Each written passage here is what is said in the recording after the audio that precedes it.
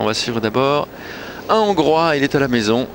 Robert Gál, le Hongrois, qui est également un des anciens sur le circuit, âgé de 26 ans. 6e au saut de cheval à Athènes. 7e au sol lors des championnats du monde 2003. Voilà, c'est un habitué des tournois de Coupe du Monde. C'est un gymnaste qui est régulièrement sur les podiums et qui a commencé son exercice par des enchaînements d'acrobatie. Vous allez voir là, W', salto, un salto et demi arrivé en roulade, ce qui permet de ne pas faire trop de fautes à la réception. Les cercles Thomas, bien sûr, les cercles Thomas, toujours aussi impressionnants. Et les triples russes, on peut comparer ça un peu au breakdance. Alors évidemment, il y a les encouragements du public. C'est un petit avantage quand même hein, de jouer à domicile.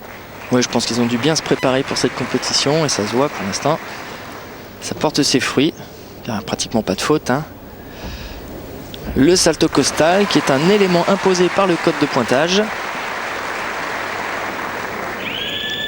La sonnette pour dire au gymnaste qu'il faut se dépêcher de terminer, sinon il va dépasser le temps. D'ailleurs, c'est la mésaventure qui est arrivée tout à l'heure à Dimitri Karbanenko. Voilà, ça lui a retiré un 10e. Et là, c'est parfait. Toute petite faute au début, peut-être pour le Hongrois, mais en tout cas, une très bonne note, sans doute pour lui. Voilà, un mouvement assez simple, sans trop de grosses acrobaties. Vous verrez tout à l'heure, sûrement avec Dragulescu, la différence. Mais c'est quand même un très bon mouvement. On voit l'entraîneur qui est un peu déçu là, de cette faute.